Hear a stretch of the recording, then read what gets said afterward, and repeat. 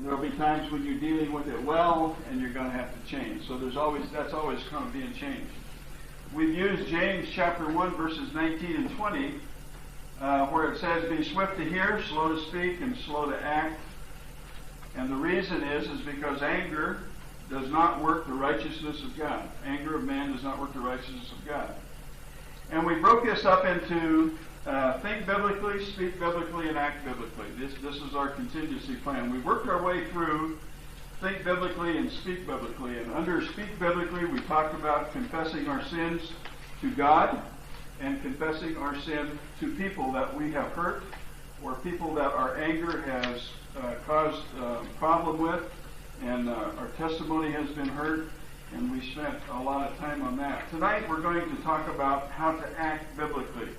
This is the other side of forgiveness. Before we were confessing our sin to God for forgiveness, we were confessing sin to people that we have hurt and to receive forgiveness. And now we are talking about acting biblically. Our responsibility is to forgive others. To forgive others.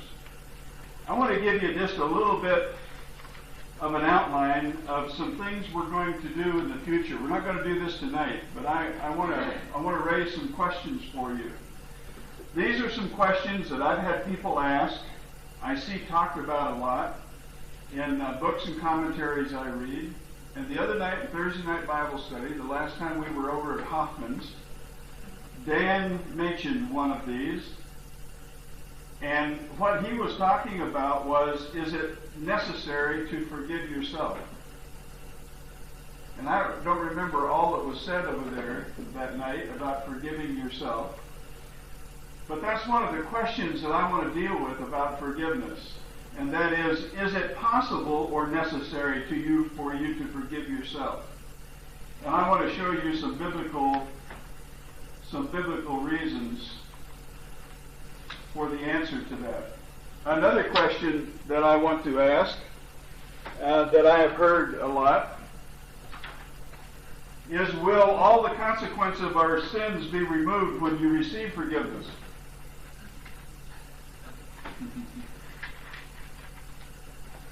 Question number 3, what is the relationship between you granting forgiveness to others and God granting forgiveness to you? That is a real eye-opener. Another question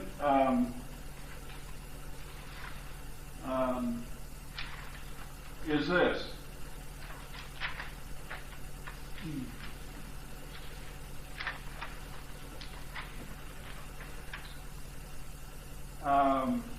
What if I don't feel like forgiving somebody? Do you always feel like forgiving somebody? I can tell by the smiles there must be a problem here somewhere. Here's another question that I want to answer. Does God require you to forgive and forget? Boy, I had a lot of people come and ask me in counseling sessions. Somebody told me I had to forget. I had to forgive and forget, and I can't forget. What's wrong with me? I want to answer biblically. And I got tons of verses I want to go through with this. I've spent a lot of time on this. Does God require you to forgive and forget? Here's another one.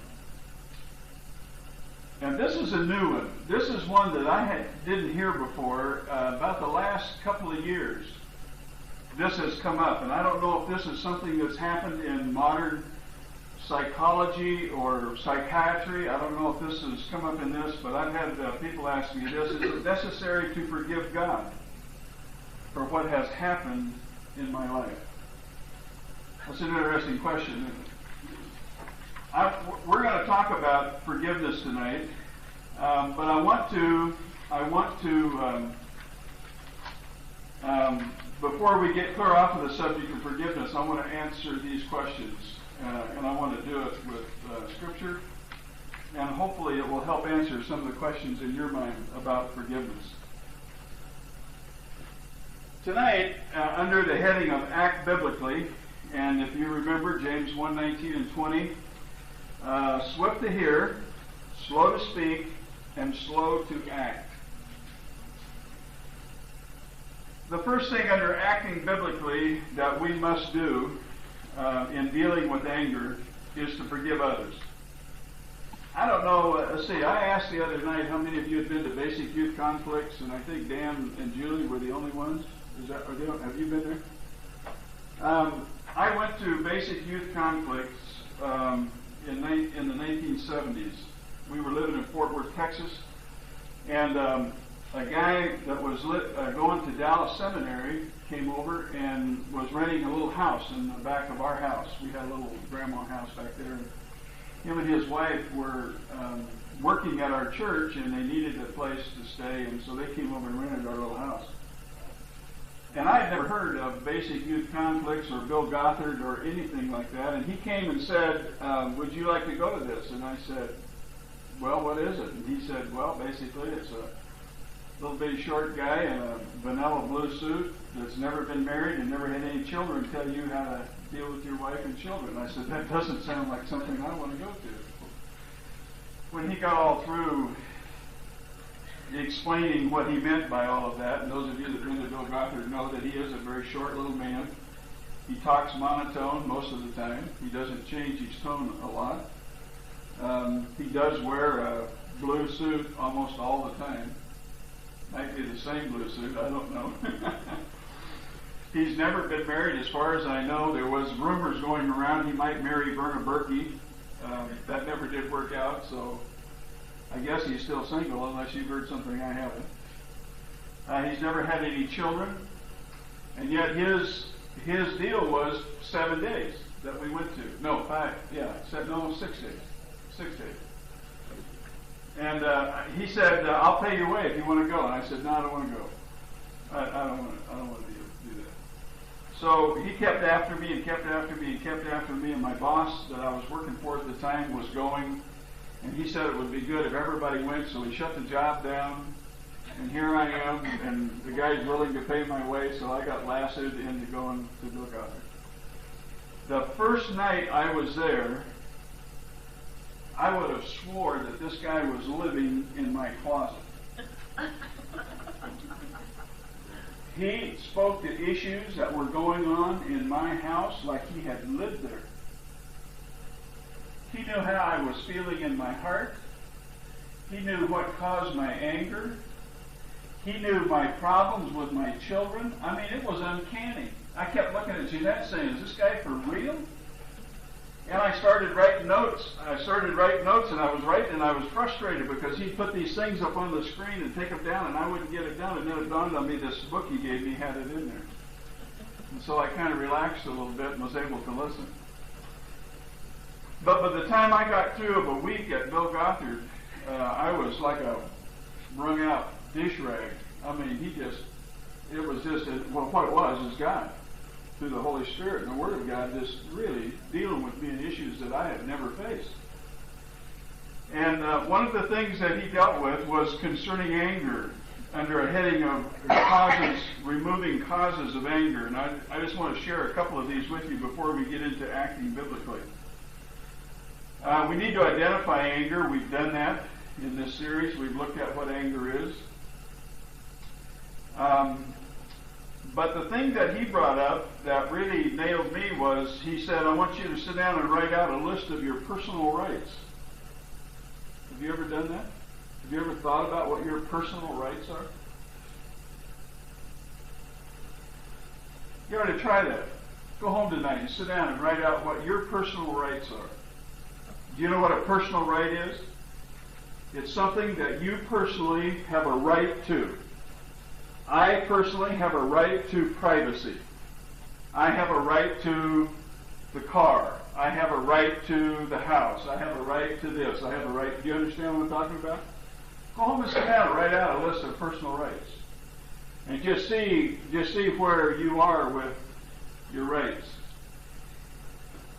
Then he says, the key to getting rid of your anger is, after you've made a list of personal rights, then transfer those rights to God. Just give every one of them to the Lord. Think you could do that? I had a lot of rights. But giving them to God was really something. And he said the key to giving your rights to God and transferring them is to give up your expectations. Now listing your personal rights, what you think you have a right to, and then transferring them to God and putting them in His hands, and then having no expectations to ever get them back. Do you get the gravity of that? I guarantee you that little exercise will show you just how selfish and how angry and what causes a whole lot of your anger is. He goes on to say, then when anger is exposed, when anger comes, all you've got to do is say, oops, I'm taking back my rights. I yielded them, but I'm taking them back. Because anger basically is a goal blocked. And if you feel like you have a right to something, and God's keeping that from you, I guarantee you anger is going to flow. But if you transfer those rights to God, you give up your expectations, then when God does give you something, you're so happy about that, you're so excited about it, you're so glad that God's blessing you with that you look at it totally different. It's not something you demand, it's a blessing from God. You see? It has gone from a personal right to God meeting my need. You see how that works?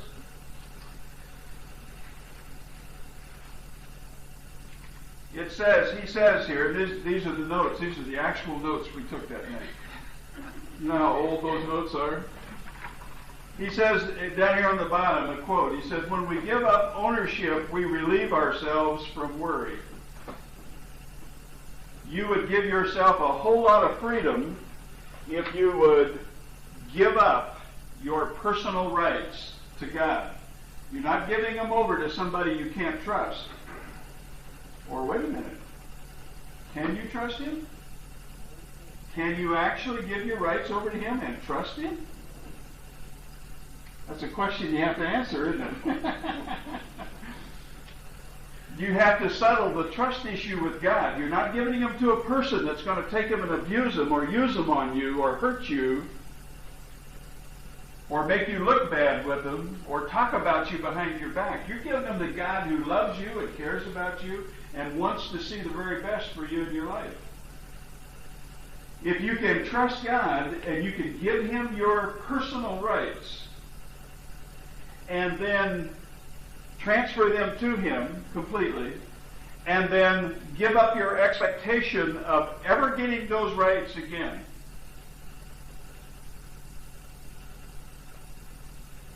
you will relieve yourself of tons and tons of worry and anger and problems. Now let me tell you a little story he told us. Do you remember the story about the used car that died on him on the freeway going into Chicago? He wanted this car so bad. He needed a car so bad he couldn't hardly stand it. And this guy, this businessman, gave him this car. And Bill Gothard was so excited about getting this car. But every possession he had, along with his personal rights, he made a project, not a project. What am I trying to say? Yeah, I guess. Yeah, a covenant, something. Anyway, he gave it to God. He literally did this. He would make an out loud thing about this. And as soon as he got this car, he was so excited about it, and he did this. He stood and prayed over this car, and he said, God, this is your car. I am so glad you let me use this car. I will take the best care of it I can, but I know it's your car. He went out on the freeway that night in Chicago, one of the freeways coming into the city, and it stalled, and he couldn't get it out of the right-hand lane, and he saw the lights coming up behind him, and he said, God, this is your car, and if you want to wreck it, that's okay with me, but do you want to wreck it this fast? Do you want to do it tonight? I mean, I need this car. And sure enough, he bailed out of that thing, and that car ran into it and just smashed it in the back. But he got out and was excited because he had given that over to God, and he wasn't standing there wringing his hands or wringing the other driver's neck over this whole thing. Do you see how you can get rid of a whole lot of anxiety, a whole lot of worry, a whole lot of anger, a whole lot of trouble? If you could list your personal rights and transfer them to God, and Bill Gothard took it a step farther, all of his possessions, your children, your spouse, your house, your cars, your money. Just give it all to him.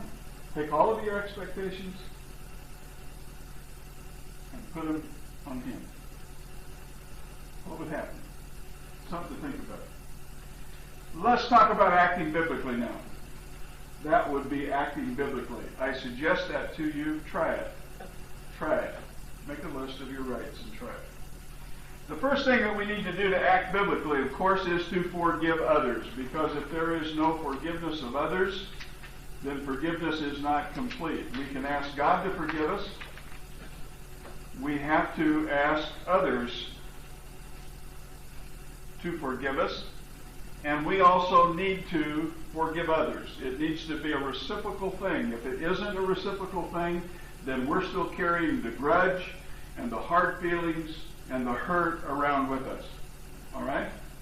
Now, it is an act of obedience. Forgiving others is an act of obedience and must be granted from the heart. Turn to Colossians chapter 3 and look at verse 13. Colossians chapter 3 and verse 13.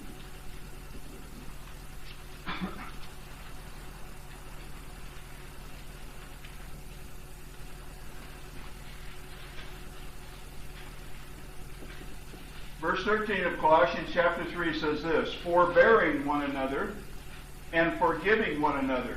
If any man have a quarrel against any, even as Christ forgave you, so also do ye. Now, let me put out this scenario for you. If God forgave you the way you forgive others, where would you be?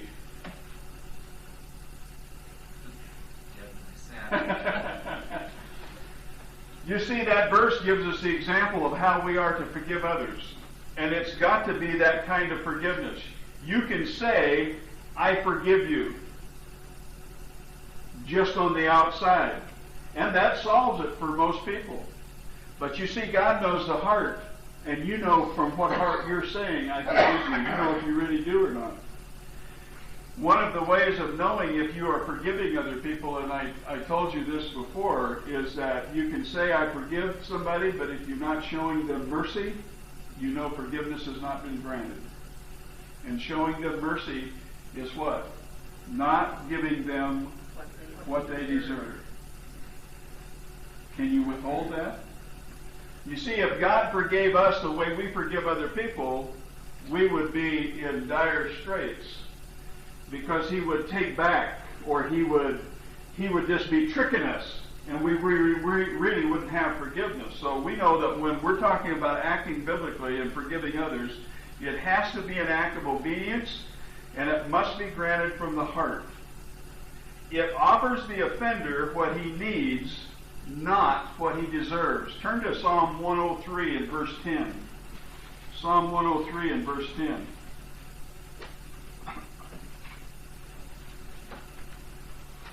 Psalm 103 is probably one of my favorite psalms. But in verse 10 it says this, gives us another picture of his forgiveness of us. 103 and verse 10. It says, he hath not dealt with us after our sins, nor rewarded us according to our iniquities. It offers the offender what he needs, not what he deserves. And for a New Testament verse, look at Luke chapter 23. Luke chapter 23, and let me begin reading at verse 39 of Luke 23. It says, and one of the malefactors which were hanged railed on him, saying, if thou be Christ, save thyself and us. But the other answering rebuked him, saying, Dost not thou fear God, seeing thou art in the same condemnation? And we indeed justly, for we receive the due reward of our deeds, but this man hath done nothing amiss. And he said unto Jesus, Lord, remember me when thou comest into thy kingdom. And Jesus said unto him, Verily I say unto thee, today thou shalt be with me in paradise. Now, just stop and think about who this is that's talking to him, this thief on the cross. The Bible is very honest with what people are. And it calls him a thief. This is the only time we ever see him, which indicates to us that he has lived a life as such. He is a thief. He is a crook. He deserves exactly what he got. And from the mouth of the other thief on the other side of him that says, showed him what his heart was really like, he said, both of us are here because we deserve this. Shows again that he had nothing. He wasn't in a church. He wasn't baptized. He wasn't anything. And yet Christ turns to him and says, Today you'll be with me in paradise. That's just a picture of offering an offender what he needs, not what he deserves. And Romans chapter 5 and verse 8 says that God commended his love towards us in that while we were yet sinners, Christ died for us. As sinners, we deserve hell. He did not give us what we deserve. That's his mercy extended to us. Now, if we are to follow Colossians chapter 3 and verse 13 and Ephesians 4:32, both of those verses tell us that we need to forgive, and the example of forgiveness is how Christ forgave us. That's what forgiveness of others really is. And that's what makes the difference in your life. It is the love of Jesus Christ in action, and is a promise. Now let me just list a few things here. It is a promise not to keep wrong suffered. 1 Corinthians 13:5. We recognize that as the list of what God's agape love is described of. 1 Corinthians 13:5. As we offer, let me just explain again. As we offer this kind of forgiveness to people, then we are giving them what they don't deserve. One of them is not keeping wrong suffered. When you forgive somebody, the wrong they did to you is not nursed in your mind. It is not kept like a book of green stamps in your drawer to redeem sometime. It is not something you mull over or you keep. It is something that you forgive, and you give that thing to God when you do that, because you're forgiving like him. You don't keep the wrong suffered. And every time the wrongs come back, do you remember when we were in the Beatitudes and we talked about blessed are those that are merciful, for they shall obtain mercy? You remember the little series that we went through on that? You get hurt by somebody, and then you experience pain, and then you love them because Christ loves you. You're able to love them. Then you, according to Romans 12:19, you take the offense and the offender to God. And then, according to Philippians 3:10, you have actually experienced the same suffering that Jesus Christ experienced, because he was wrongly mistreated. He was unjustly dealt with. And yet he gave even the ones putting him on the cross forgiveness. First things out of his mouth was, Father, forgive them. They don't know what they do. Here's the second thing that you give them. You not only don't keep the wrong suffered, but you do not gossip about their sins to others. Ephesians chapter 4 and verse 29 says, Let no corrupt communication proceed out of your mouth, but that which edifies grace to the hearer. You don't gossip about their sins to others. There's only one purpose for gossiping about the sins of this person, and that is because you have kept the sins that you've suffered. You have kept the wrong that they have done against you in your mind. You're nursing them things, and what you're doing when you gossip to others, you are making them look bad so that you look better. And actually what you're doing is playing a little game with yourself, and you're saying, It's okay if I look better to be angry still. If I'm doing okay in my life better than they're doing, it's okay to be angry. It isn't okay. It's still sin. We also give them, the other thing that we do is we do not dwell on the offense. You do not dwell on the offense yourself. Your self-talk does not mull over. I said that before. It doesn't mull over the offense. Philippians chapter 4 and verse 8. And that whole verse tells us how we need to think. Whatsoever things are lovely, whatsoever things are good report, whatsoever things are true, whatsoever things are honest, and whatsoever things are just. Think on these things. We do not dwell on the offense that has been committed to us ourselves. We need to, and this restores fellowship with the forgiven person as far as is biblically possible. Turn to 2 Corinthians chapter 2 for a minute. 2 Corinthians chapter 2, and look at verses 6 through 11. 2 Corinthians 2, 6 through 11.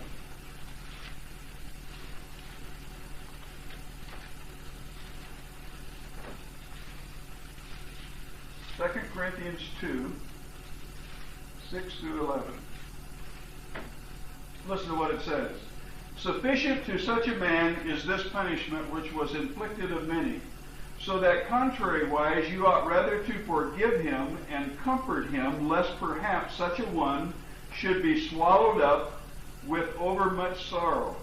Wherefore I beseech you that you would confirm your love toward him. For to this end also did I write, that I might know the proof of you, whether you be obedient in all things. And see, what he's saying is the proof of them is, are they forgiving this brother? Verse 10, to whom you forgive anything, I forgive also. For if I forgive anything to whom I forgave it, for your sakes forgave it I, the person of Christ, lest Satan should get an advantage of us, for we are not ignorant of his devices. And the whole key here is if we can learn how to forgive others in a biblical manner, like Christ has forgiven us, and not keep the wrong suffered, not gossip about the sins of others, not dwell on the offense myself, my self-talk, then I can restore fellowship with the forgiven person, and I can keep Satan from getting an inroad into my life as well as his life. And Romans chapter 12, turn to Romans chapter 12. Romans chapter 12 and verse 18. Paul says, same writer, says this, if it be possible, as much as lieth in you, live peaceably with all men. There are some cases where we can forgive others, but we are not going to get a response from them. They're not going to want to be part of the program at all. I've run into people like that. You've run into people like that. When that happens, you still have to be obedient, because remember, forgiving others is an act of obedience. You still need to be obedient and forgive them. Clear it up on your side, in your heart, and let your ledger be clean, and let God deal with them and their ledger in his time. All right? Okay. The next thing that we need to do to act biblically after forgiving one another is the business of showing mercy. And it's used in a different word in Matthew chapter 5, and we need to look at 43 through 48. But it's bless others through tangible and genuine expression of biblical love and service. Now, we looked at this once before. We'll go back there and look at it again just to... Matthew chapter 5, 43 through 48 says this, you have heard that it hath been said, thou shalt love thy neighbor and hate thine enemy. Now you remember, this is the sixth of six of these. You have heard it is said, but I say. Remember, that's Christ raising the standard in our Christian life. It's saying we're not just keeping the status quo here. We are raising the bar. Okay? He says, but I say unto you, love your enemies, bless them that curse you, do good to them that hate you, and pray for them which despitefully use you and persecute you, that you may be the children of your Father which is in heaven, for he maketh his sun to rise on the evil and on the good, and sendeth rain on the just and the unjust. For if we love them which love you, what reward have ye? For if you love them which love you, what reward have you? Do not even the publicans the same? What he's saying here is that what's the difference between you and anybody that doesn't know Christ if you only love those that love you? And if your love is based on what somebody is doing back to you, then you have no idea what the love of Jesus Christ really is. And you need to go back and once again look at your relationship with him. Not to find out if you're saved or not, but how much are you enjoying the love of Jesus Christ in your life on a daily basis? How much do you understand about that? Now, in verse 43 through 48, well, he goes on and says, and if you salute your brethren only, what do you more than others? Do not even the publicans so? Be ye therefore perfect or mature, even as your Father which in heaven is perfect. Now, let's talk about this a little bit. Blessing others in a tangible way. It says, bless others tangibly and bless others through tangible and genuine expression of biblical love and service. Along with the word forgiveness has got to come the word mercy.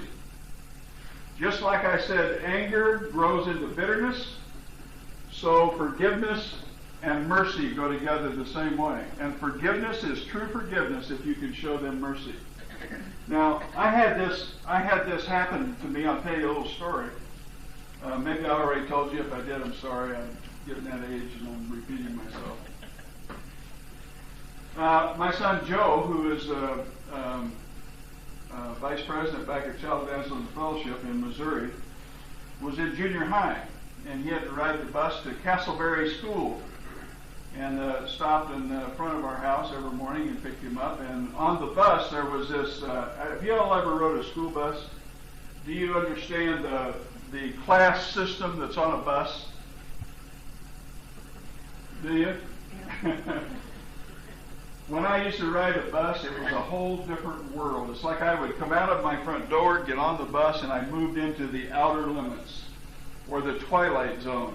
We would get to school and get off, and we'd get back to real life. But life on a school bus is horrendous for a child.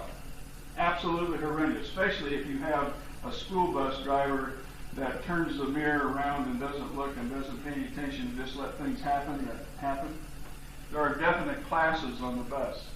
Well, our son Joe was never a sled hog. He didn't play basketball. He didn't play baseball. He didn't play football. He liked to come home and play the piano. He could sew up his britches better than I could sew up my britches. He'd done things with his mother that he liked to do. And because of that, there was this group of boys on the bus that decided that they were going to make his life miserable because he wasn't like they were. And I'm really glad he wasn't like them. And I tried to tell him so, but that doesn't make it any different when he got on the bus. And it went from the bus to the school. And they got him in the hall one time and tripped him, and he fell down some stairs and it knocked his kneecap off. Took him to the hospital and got him fixed, brought him home. I was so mad.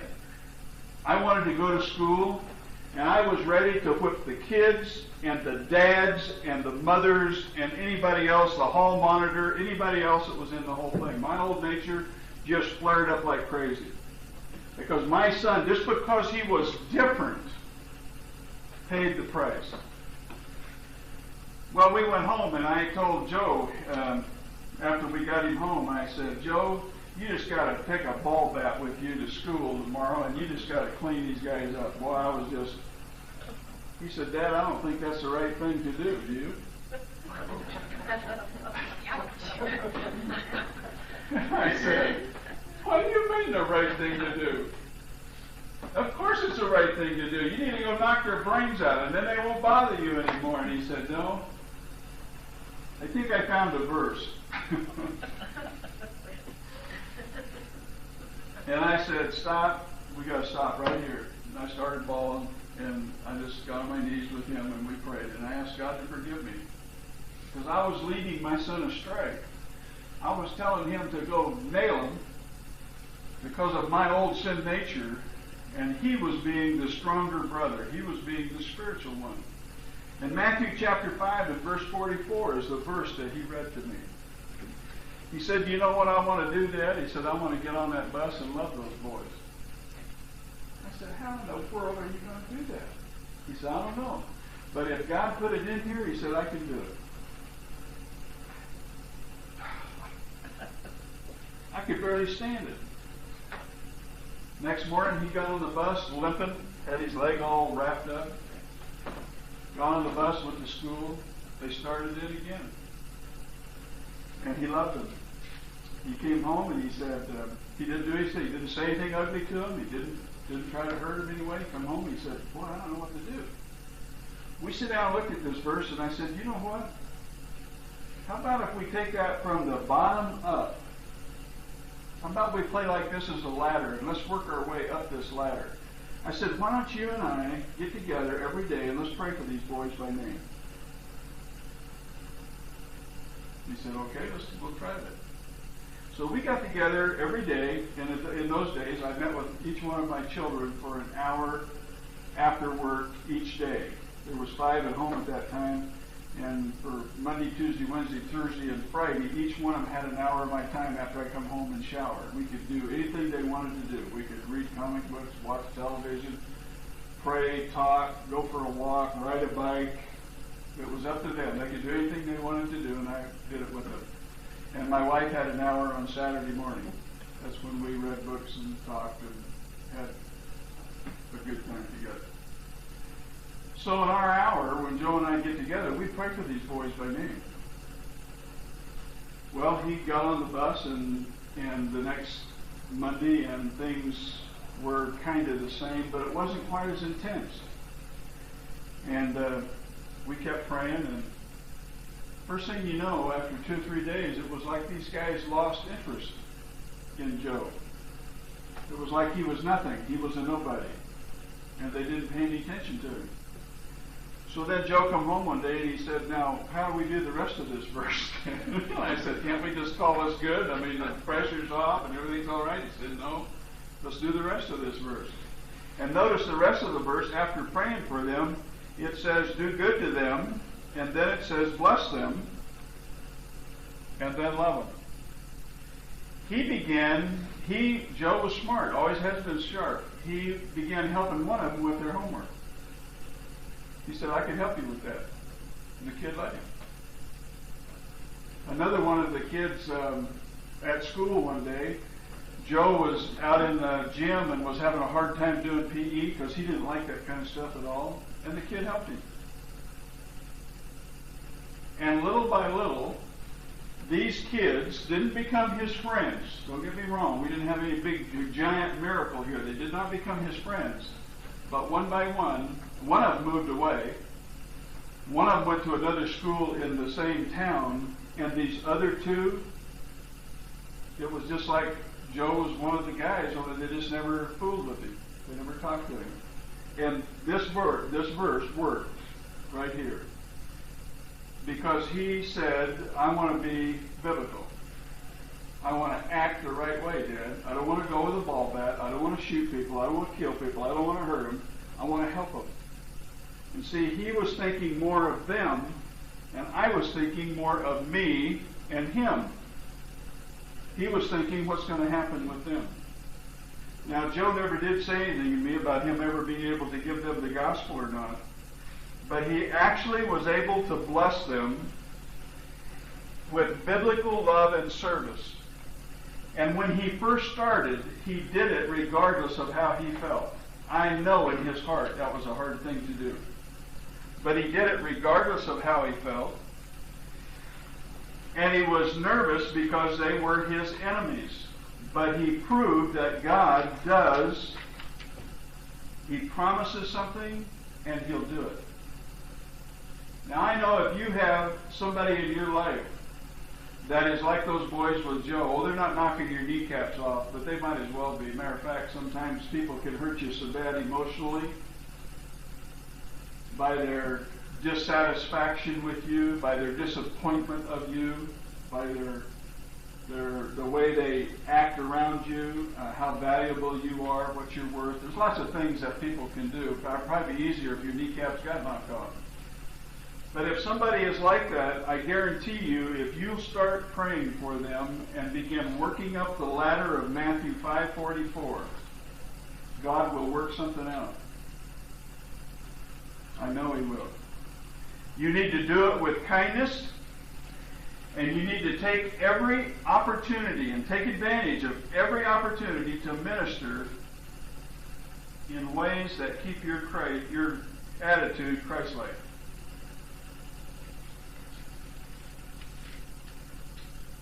What if they hurt someone else and not yourself?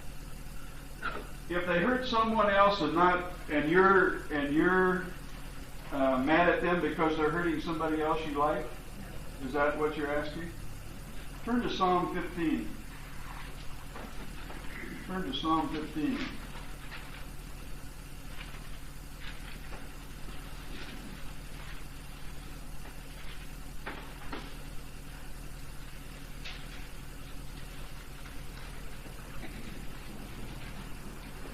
Notice in verse 8, notice in verse 3, there is a phrase at the end of the verse that says, taketh up a reproach against his neighbor. Now, get what he's describing here. Lord, who shall abide in thy tabernacle? That's the question the writer here is asking. That's David. Who shall dwell in thy holy hill? In other words, who's going to be in good fellowship with you? Who's going to walk with you? Who's going to be obedient to you? Who's going to do the right thing? In verse 2 he says, he that walks uprightly and works righteousness and speaks the truth in his heart. He that backbiteth not with his tongue, nor doeth evil to his neighbor, nor taketh up a reproach against his neighbor. What he's saying is if you're going to walk in the holy hill with God, if you're going to be in right fellowship with Him, you cannot take up a reproach against somebody for somebody. I think it's called, just a minute, and I'll tell you the phrase.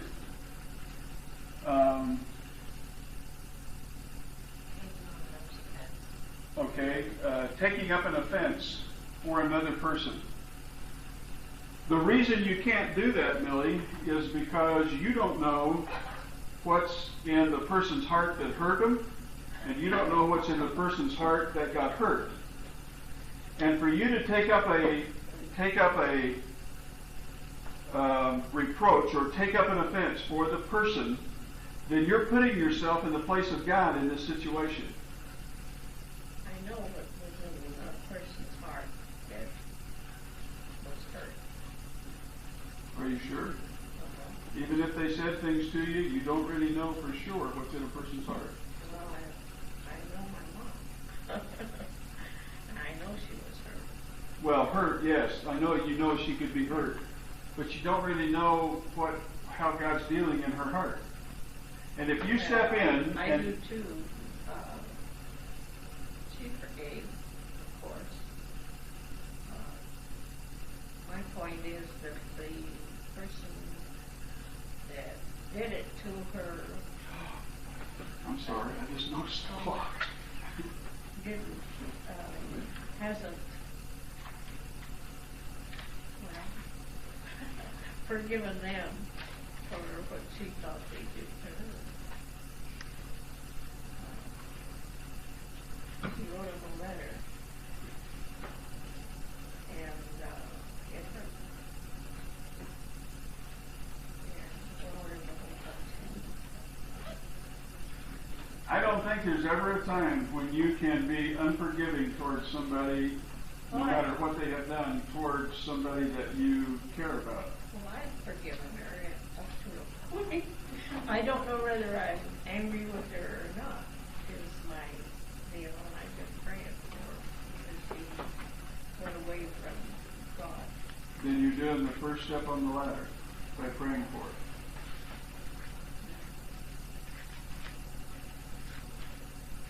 Do you understand what I'm saying about when I say you can't take up an offense for somebody? Yeah. I tell you what happens a lot is between husbands and wives. Yeah, husbands and wives. Somebody will come and hurt my wife, boy, and I want to get in their face right now. Or your kids. Yeah, or your kids. Just like I wanted to get in the face of these boys that were hurting Joe. But you see, Joe had the right idea. I had the wrong idea. And to take up an offense for somebody you love is putting yourself in the place of God. Doesn't mean you don't protect your family. I'm not saying that. It doesn't mean that you don't help your family and watch out for them. I don't mean that. But you can't take a grudge against a person and not forgive them for any reason because it's sin, and there's no P.S. there, by the way, it's okay if it's somebody you like. Do you see what I'm saying? You can't do it because it opens the door for Satan to get into your life, and then it causes you to get crossways with the person that hurt the person you love, and that opens the door for Satan in their life. And then the person that you love probably gets in the same situation. Satan's already in her life. And that's on her ledger.